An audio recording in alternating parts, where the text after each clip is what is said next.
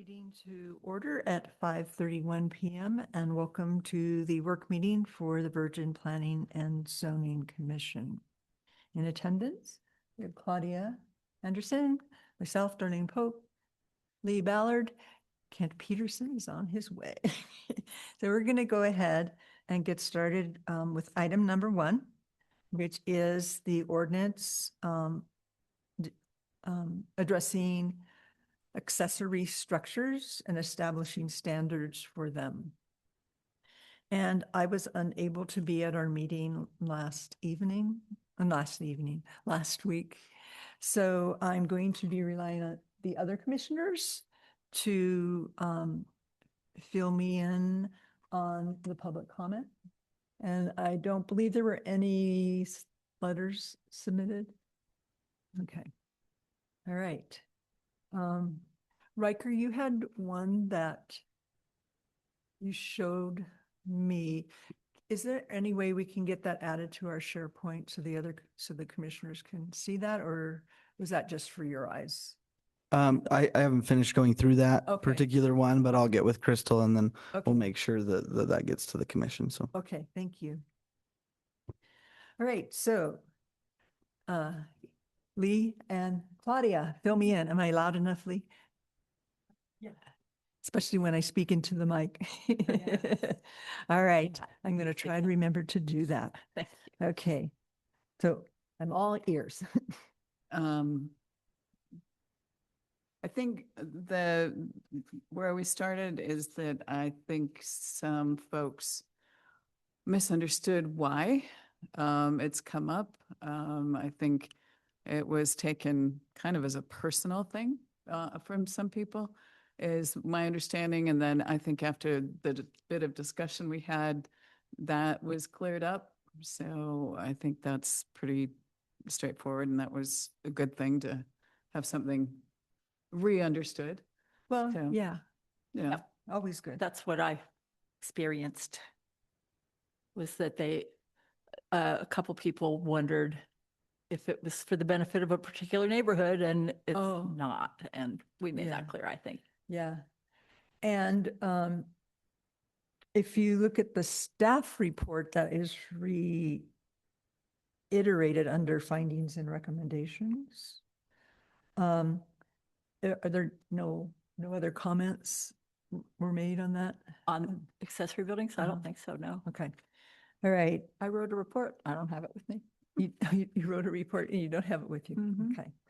So before we go through these findings and recommendations to see if they spark any questions, does anybody have any questions or concerns of their own about this ordinance? And we have our planner Riker here to help clarify that for us. I do. In talking to a few people, and I read it, doesn't mean I didn't miss it, but people were asking about carports and where that would fall under and if it falls under and those kinds of things. So I kind of poked around in here and I didn't really see that, but maybe I missed it. so we do have a separate section of the code that governs carports currently. That was one of the items addressed in that submission that has yet to be presented to you. This ordinance does not currently address that, and so that's something we'd want to work into the ordinance and make sure that the two codes are not conflicting. Is there a difference if the carport is attached to the main dwelling or if it's separate? Correct. Anything attached to the main dwelling is not considered an accessory structure. It's considered part of the main dwelling. But if it was separate? If it was separate, it'd be considered an accessory structure. So where would that need to be clarified? So I'd need to go through the carport code and determine where the potential conflicts are right now, and then make sure that the two work together, or if we need to adjust the carport code. Because I was unaware of that section of code until it was brought to my attention. And so Okay. that's a potential conflict with this ordinance. And so we just want to make sure that the two match. Awesome. Okay, so good. there is an existing one is what I heard you just say. Correct. Yes. Thank you. And then do we also need to check to see if our definitions don't conflict with either? Yeah, so we'll verify the definitions. That was one of the things that was done when this was drafted, but we'll double check that. Um, and then an additional item that you and I talked about, Commission Chair, is the need to specify the difference between the 10% and the 75% requirements for residential zones. And that, and also that 10% does not include The the main dwelling. dwelling. Mhm. Yeah, Okay. so I have a note of that Yeah. to further specify that and make sure that Yeah. those are, I kind of thought Sure. that might be a point of Yeah. area that could cause confusion and misunderstanding.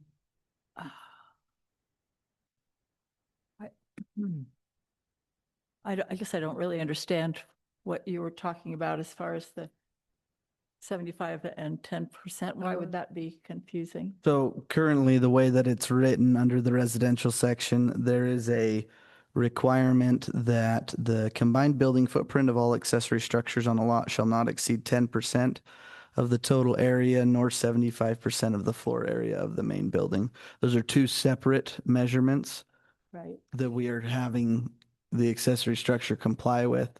So is it that Either the or. combined footprint cannot be larger than 75% of the main building, or that the combined footprint cannot be larger than 10% of the lot? I think whichever is smaller. So my suggestion in our conversation was that 10% of the lot be for the combined footprint of accessory structures, and the 75% limit be on each individual accessory structure. Ooh, wow. That's a Well, whole we different figured thing. it out. We did the math and I rounded up. And if 10% of an acre is 4,400 Yeah, roughly. and 75% of our current largest structure is 36.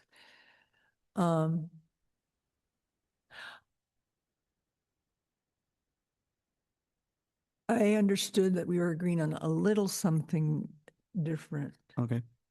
The total structures cannot be more than the 4,400 total accessory structure. Yes, then the 10%, yeah.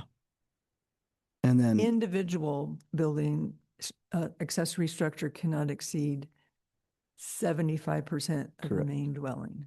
mhm. Well, that was that was my as understanding. well.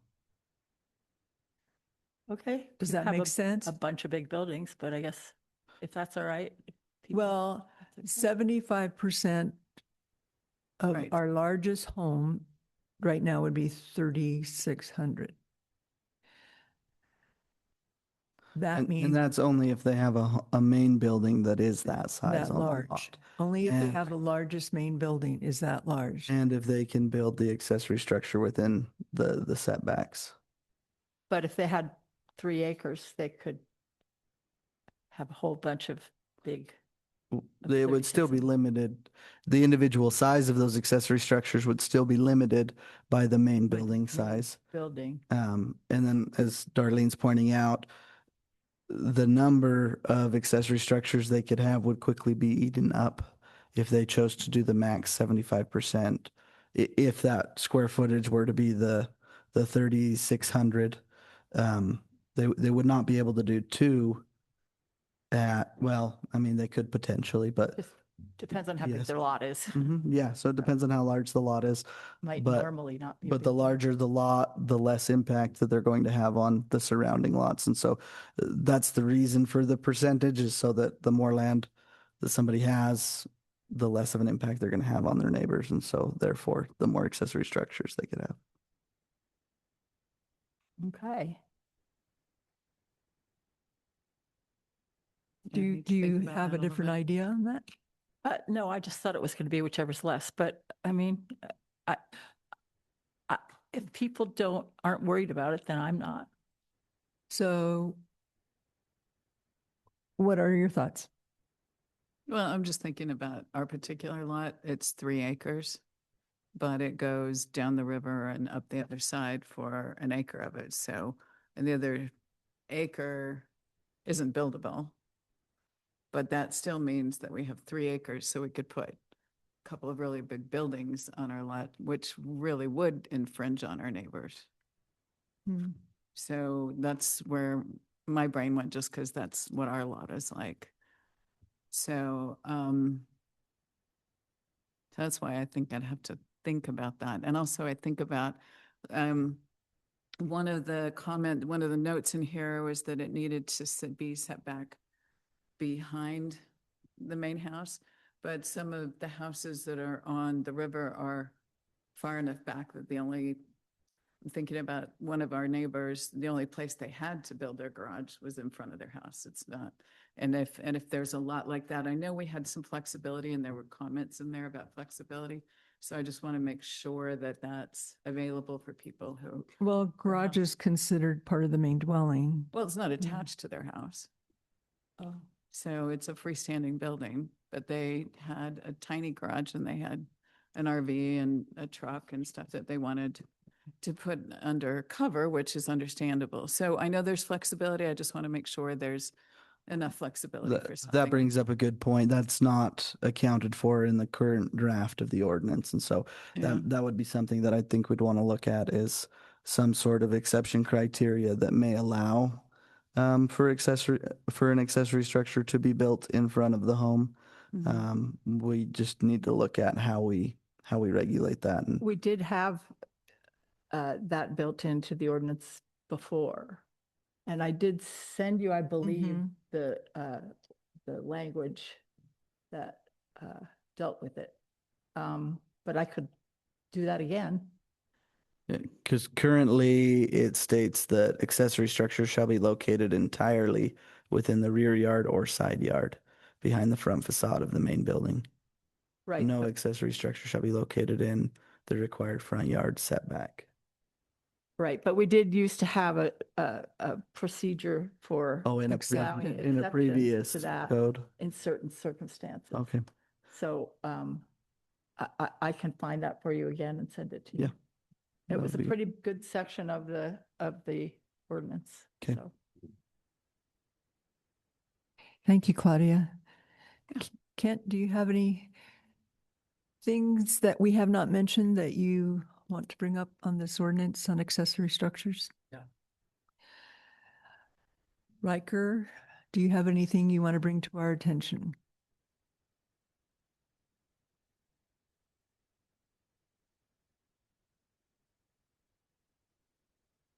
Just those items that On I've specified here finding. in my findings. Yeah. Okay, so general requirements, the main building be a main dwelling, appears in 2 places. So that specific finding is just that the ordinance is structured with some requirements that apply to all zones that are general requirements. And then it specifies residential, commercial, and agricultural. There are some items in the general requirements that apply only to residential. And my suggestion is just that those be moved to the residential section Of And this ordinance. this ordinance Okay. and not be in the general section. Does anyone have an objection to that? no, Not at all. Okay. And then coverage standards, I think that's what we were talking about. Correct. So yeah. my understanding is Lee's going to forward that information to you and you're going to take a look at it. The language for, and, oh, never mind. that was. That's for the exceptions. That's never exception mind. for location. Exception For The location. exceptions. Um,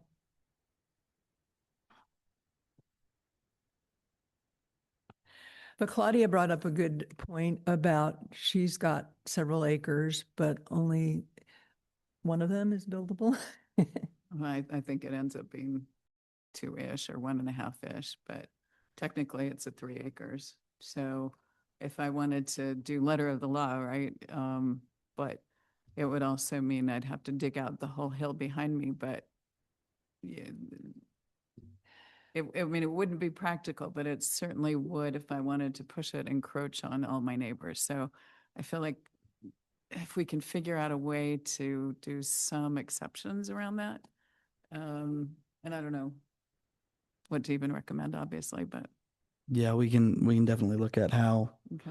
that may apply. I'll provide some findings to the commission on those, Okay. That'd be great. on that specific issue. To So be clear, I'm not building anything, but it's just a Yeah. perfect example because I know I can't be the only one. So, No, right. Lots of people, especially along the river, want to face the river and they may be a ways off the road and Yeah. yeah, it would be difficult Mm-hmm. backyard. This figures should be tied to percentage of the main building's floor area. Okay, so commercial and highway resort zone design. The thinking behind that 3,600 limit is it would be consistent with the largest structure in rural residential and residential, because take the hotel, we don't want 75% of their main building. Or if we get a grocery store, we don't want 75% of that main building. So that's the reasoning behind that. Do you see a problem with that? my only reason for bringing that up is in the event that the town wants to encourage or perhaps allow for businesses or lots that have multiple commercial businesses on the same parcel. For example, if you had a business that had two separate structures that were offering different types of retail, one of those would have to be considered a main structure and the other one would have to be considered an accessory structure. This may be more applicable for large commercial properties, but in the event that something like that happened where anyway, just to be consistent across the rest of the ordinance to allow for it to be governed by that percentage or subordination principle. Just a suggestion, not a requirement. Could it be an addition where there are multiple businesses on a single lot? Then the accessory structure can be no more than blank percent of each individual business or something like that.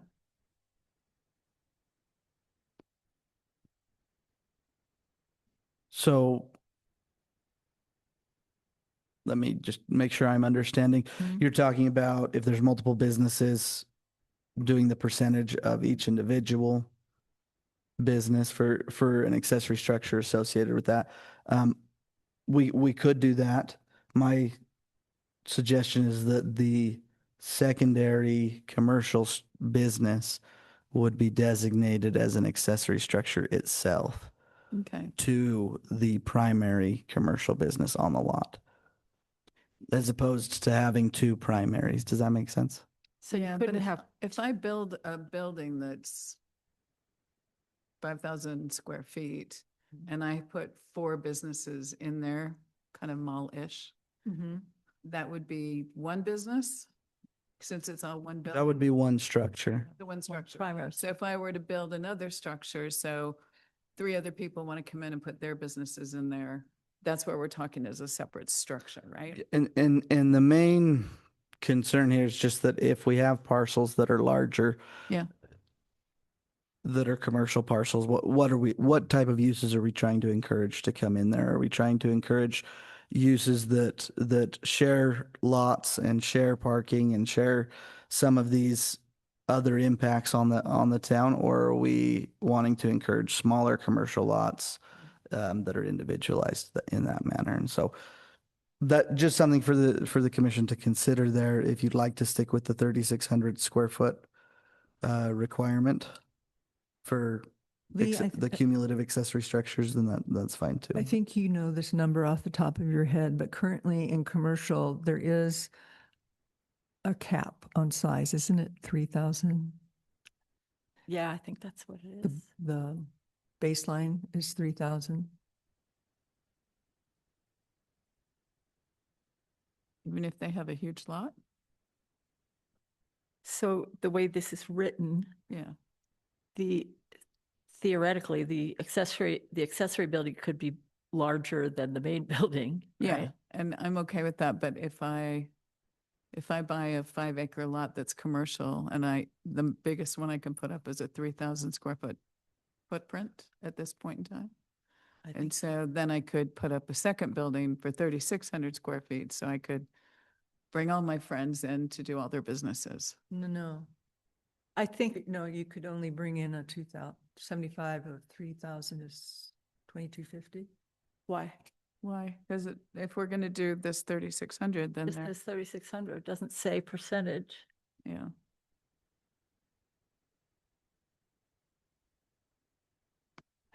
So with your big brain, can you brainstorm a few ideas and bring them back to us? We'll do that. Let me just ask, what if we said 75% of the main structure, up to a maximum of 3,600 square feet? Yeah, we could do something like that. Okay. I'll put together a few different Yeah. things and then bring them before the commission for discussion. So Thank you. Great. And you'll bring that for our next work meeting? yes, that'll be the So plan. mine, and so is the next step then to send this to, Not on this particular ordinance. We'll want to work through some of the items on here and before we send this for legal review. and I think we're good with the typo errors that you can fix. I'm not. Um, And I think we're okay with the cross references that need to be updated to what they currently are in code. Yeah. And that's his mean- last recommendation. So But if that's a recommendation to us, does that mean we have to do it? no, that means Riker doesn't, Okay. right? Do I have that right now, Mark? Correct. I will make the changes. Okay. So I just have as a note here that you will bring us several options, probably to our next July work meeting. Yeah, so I'll provide a revised version of that standard and then some findings behind it and then some potential alternatives. So Great. And I apologize for coming in late on this. Thank you. I apologize for coming in late. What is the goal? What are we trying to do with commercial sizes and Oh, I'm sure there have been discussion about what we're trying to create.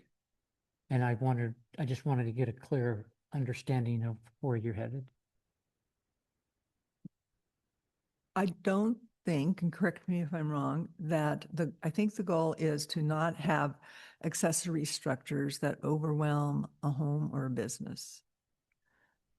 And in a home, that is the character of the neighborhoods, whether it's residential, rural residential, no matter which part of town you're in. If you bring that a little closer. Yes. And then in commercial, to have a small business and a huge accessory structure. So the goal is we used to have one. Mm-hmm. We used to have a whole thing on accessory dwellings. It was removed. And so what we're trying to do is just bring back something so that it protects neighborhoods, protects commercials, so that everyone has a clear understanding of what's, So that's great. So on the residential side, we're trying to have some standards Mm-hmm. to protect from cluttering up a lot in a neighborhood with too many accessory structures around a home. At least to not have a bunch of them in the front yard and Is there a limit to the number of structures that can be had? Not in this current ordinance. but there's a maximum coverage, a And maximum. what's the footprint. maximum? 10% of the lot, A building, not including the home. an accessory can take up no more than 10%. All accessory Uh, structures too. All the accessories. All of Thank you. them. That straightens that out for me really well. And I believe, correct me if I'm wrong, pools are not considered as part of that, correct? correct. I'm Okay. sure you've gone through this, to create something to direct where we want to go in the future. So on the commercial side of this effort, what are we trying to go there? Are Well, we trying to create effective parking, or is that already done? Are we trying to create a limit to cluttering up a lot? well, in Riker's, his first paragraph under findings and recommendation, he states this ordinance fills a genuine regulatory gap and establishes standards that are proportionate to Virgin Town zoning districts and consistent with the town's rural character, whether it's residential or commercial. So do we have a definition of rural character? Well, that's, You know it when you see it. Is that Springdale or? No, it's not is- Spring- Still, I don't think it's considered rural anymore. I think. Well, but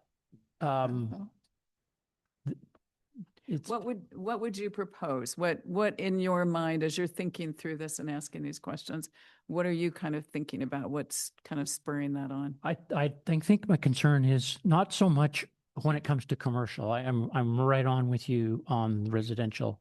On commercial, I am properties that we have zoned commercial and so forth. Do we have the flexibility to help a business or development of multiple structures?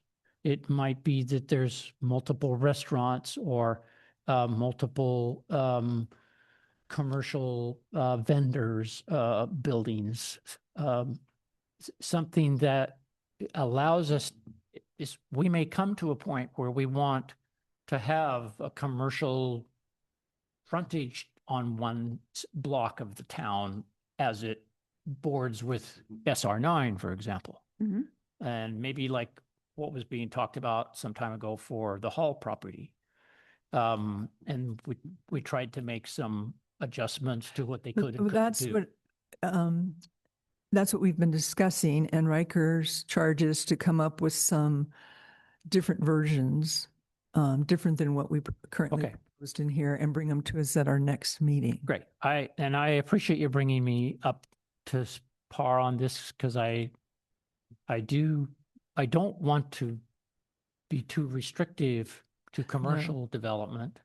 I want that to have definition and what we feel is appropriate for the community at this time and in the future. But I also want to have a word you used a while ago, which was flexibility. Even in residential at certain times based upon certain shapes of lots and locations of lots. Exactly. Yeah. So that's what I wanted to do. Thank you. Cool. Thank you. Thank you. All right. Our second item is we were unable to get to at last month's work meeting. And it is the one establishing a review process for new or unlisted business uses as required by Utah code.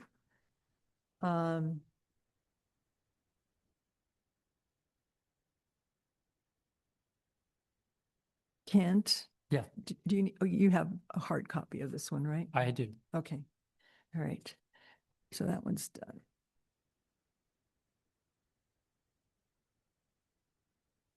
I personally I had a few questions that I spoke to Riker about after our June, no, May, in May, after our May meeting. And they were basic. One was make sure to add in the whereases, the planning commission whereases. And another one was, what is the difference between what kind of things, where's the delineation between what would be approved by our town manager and what would come before us? Okay. And, Similarity or not. yeah, and That's, yeah, so, and like, how clear is that? Like, where's the line kind of thing? You know, what triggers it? And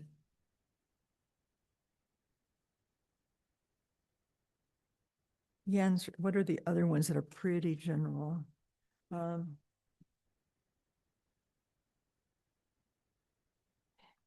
And on this one doesn't have numbers, but the answer to my last question, we looked at 166206, the classification request procedure. And under C, capital letter C, review by the Administrative Land Use Authority. That's where my question was answered. 1662, what? See? So go to 166206 that's C. page 15 Oh, on this. I have the version from last month because that's where all my comments are. Yeah, So I okay. just wondered if other people had No, I'm using the same one. or similar. Um,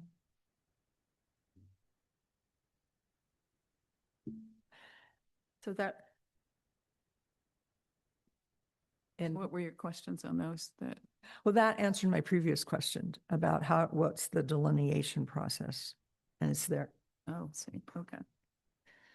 And if I miss something, Riker, just jump in. Yeah, one change that I would suggest is just this draft refers to community development director.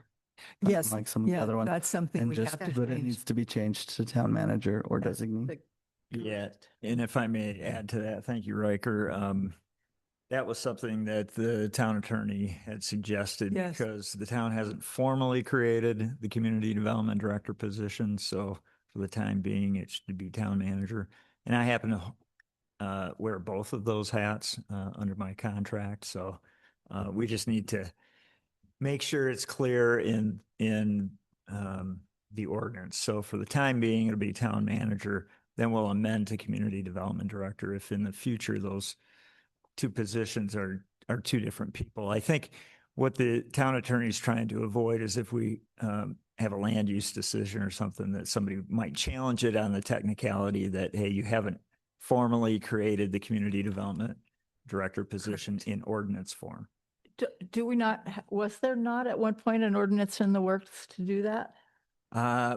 There was, my recollection is that there was before I came to town. It was last summer. In fact, I recall zooming in on a meeting at the time, and there was some discussion about it, but it wasn't formally adopted. I think they wanted to wait until I got here. And so I've asked our town clerk, Crystal, to dig out that previous item in the language. And so we'll make that a priority to move that forward. So maybe by the time all these things get through, we're going to have to change it back. Maybe. Yeah. That should, once it's codified, that should be a relatively Yeah. easy thing to do. We'll make it a consent agenda item Yeah. for Okay, great. the But- commission and the council. But the short answer is yes. Yes, that's the short answer. And then if it is a new or unlisted use they're proposing, it would have to come before us. Okay. And then it describes all the steps to do that. And I had a question about when we hold a public hearing, what notification level this is, especially for abutting properties, if it's a new or unlisted use. I just wanted to know what are the rights of the impacted property owners. So when it comes before you as a new or unlisted use, you are considering a code amendment, an ordinance amendment. And so it's not just allowing the use for that property, it is allowing the use for that zone. Change the And ordinance. so it is a text amendment to the code. It's an ordinance change, Okay. if it gets to that point. If someone comes up with a proposed new use and we decide it is not something that fits our general plan and all of these criteria listed here, do we have to create, forgot the technical term, Lee's going to remind me because we did it for the last CUP where you have to say the rationale behind it. Will that be required here or not? I mean, that's always prudent on the town side to have rationale behind denying something or approving that. But the way the ordinance is written does not require. And the state doesn't require that? Correct. And so the effect, what's happening is when it becomes a newer unlisted use, that's being considered, is it is considered in the same way that this ordinance that's before you tonight is considered. And so the town has the same discretion Okay, in that situation as it does with this ordinance that we're discussing. okay. And under right to appeal, 166212 appeals, that only, I had a clarifying question, and the answer is that's only to the applicant, correct? Correct. Okay. Um,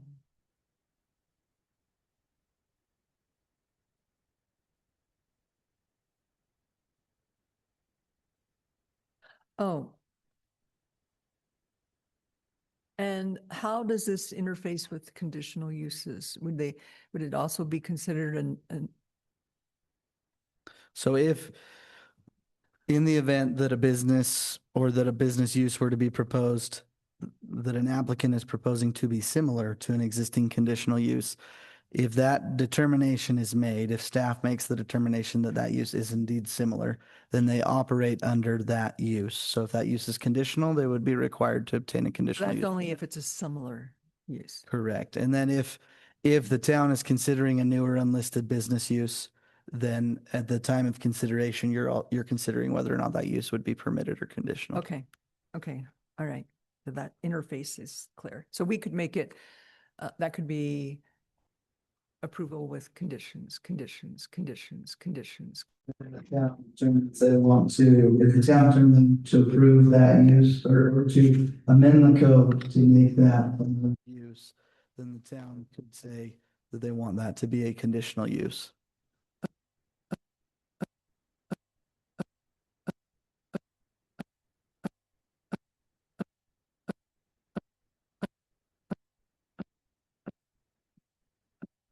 One public hearing if it comes to us.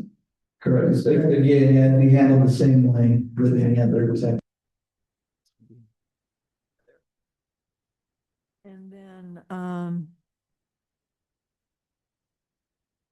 so under findings and recommendation, we need to change. The only one I can track is change to town manager, right?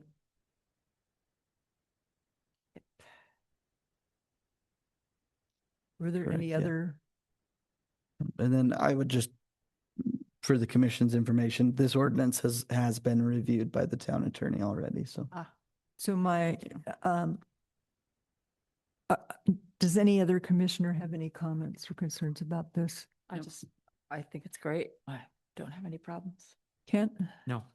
So my suggestion is, since it's already been by our lawyer and the only change, and we can even do this as part of our hearing, if you can't get it done before, is to bring this to public hearing in July.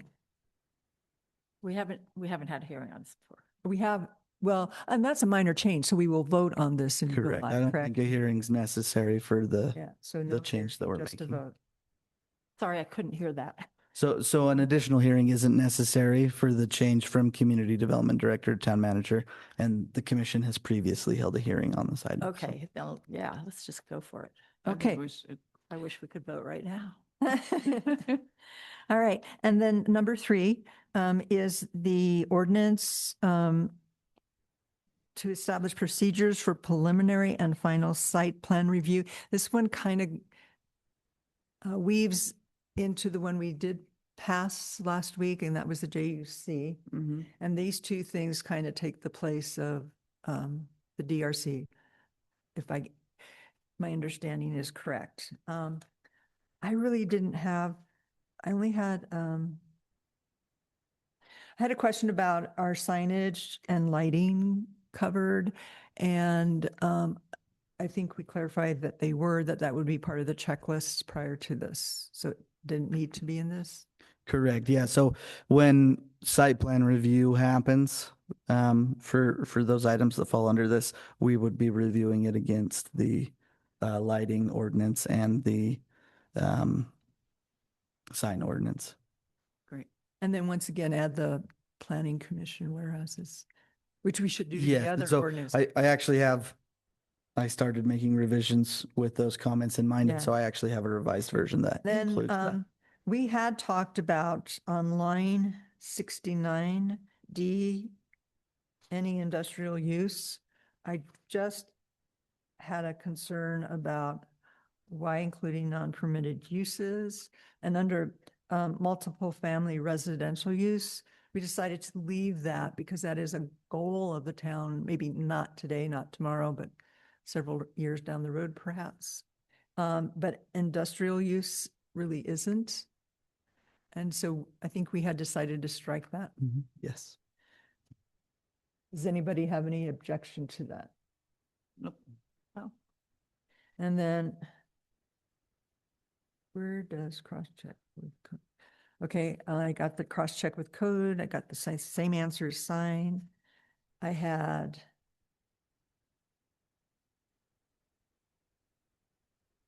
blah, blah, blah, blah, blah.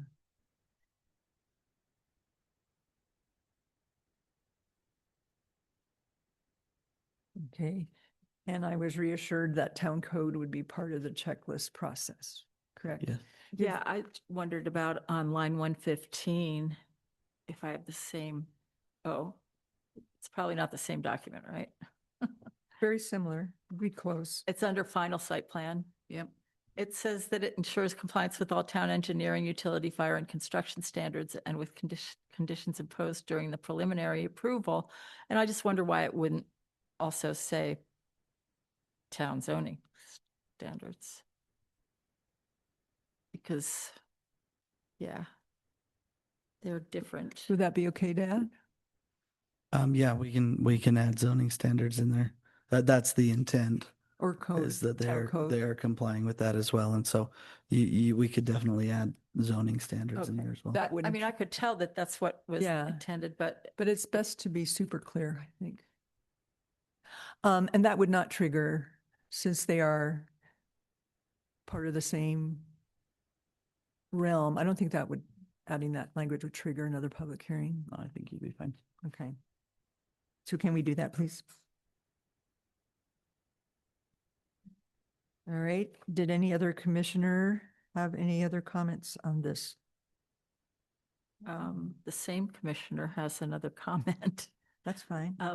It may not matter at all, but on line 227, it mentions the application. It says, upon completion of the review process, the community development director, or town designee shall approve with conditions, or deny the application based on the standards set forth and blah, blah, blah.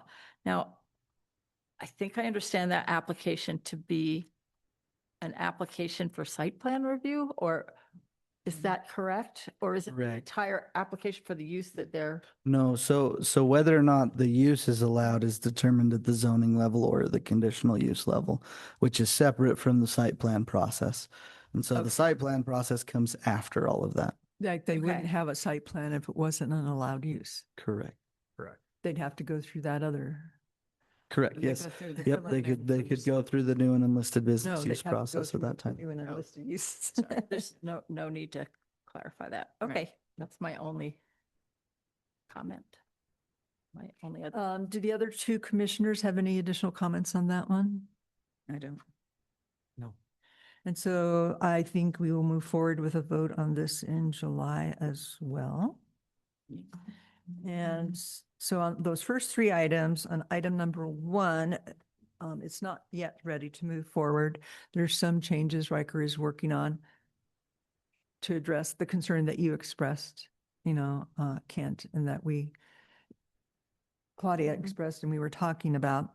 Mhm. And we also need to, once that is done, run it by Heath Snow But the other two are ready to move forward. They've already had public hearings. The minor changes are truly the definition of minor, and therefore we can go ahead and vote on both of those in July. Is everyone good with that? Yep. Yes, I have another thing I'd like to mention that might affect the agenda for the regular meeting in July. Yes. Just at the last meeting, the commission voted to table indefinitely the GNO, the Good Neighbor Overlay. However, there are new ordinances being drafted right now that are being worked on that may conflict with it or make further work on it unnecessary. So I just want to suggest that we take a vote in the next meeting to recommend denial of the GNO and set our sights on the upcoming ordinances that are going to pretty much take its place. So I don't know what everybody thinks. I'm good with that, yeah. Good. Good. That's it. GNO recommendation. Okay, and item number 4, updates on other pending ordinances. I think Riker does have one he would like to mention to us. Great. Yeah, so based on direction from the commission, I've been working on revisions to the prohibited uses ordinance.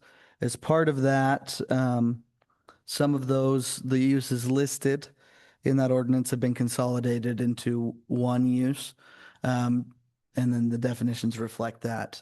Some of those include the extraction, mining, or quarry operations.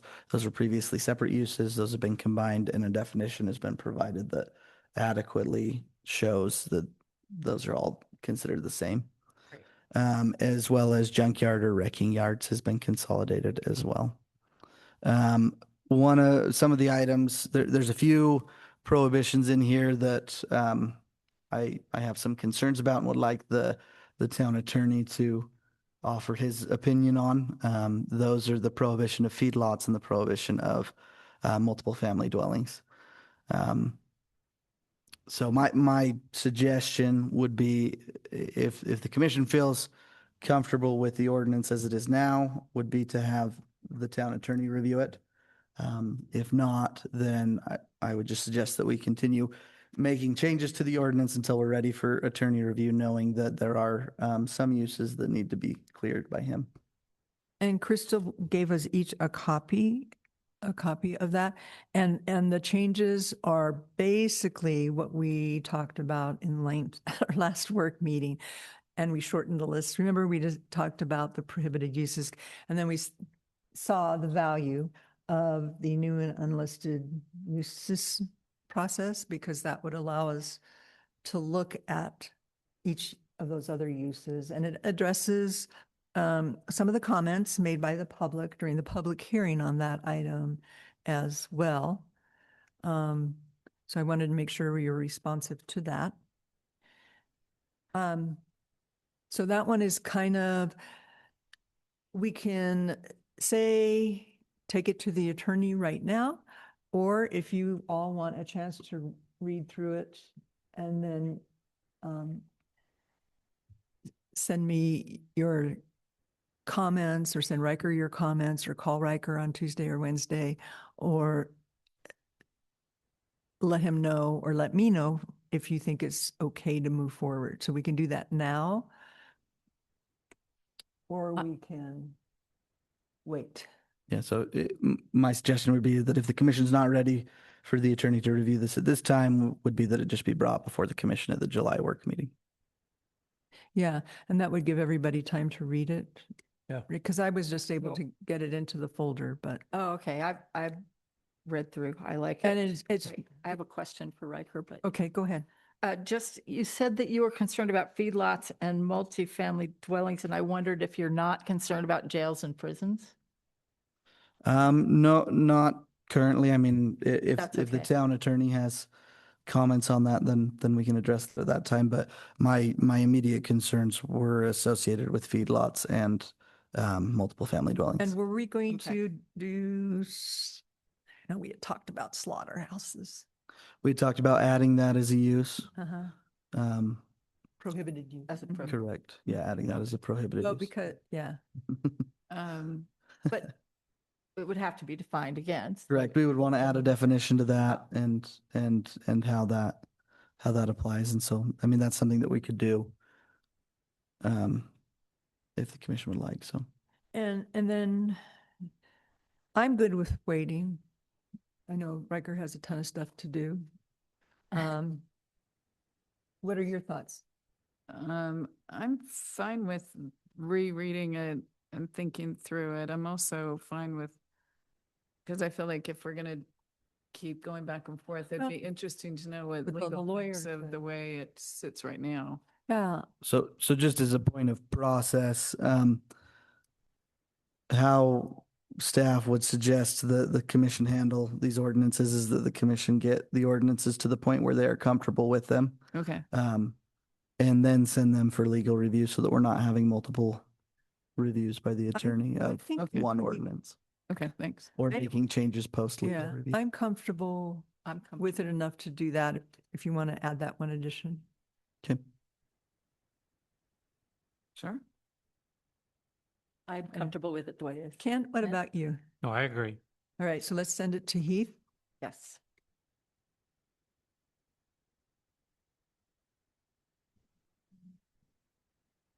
Are there any other items you wanted to mention to us? Just the only other pending ordinance is the shuttle stop removal ordinance, and that was Yes. that's already been discussed. And so I anticipate seeing that for a vote on the next Yeah. regular. And meeting. so, We were going to vote on it last time. so but Yeah. I know the wrong document. all That's okay. Ready to do Things that. happen.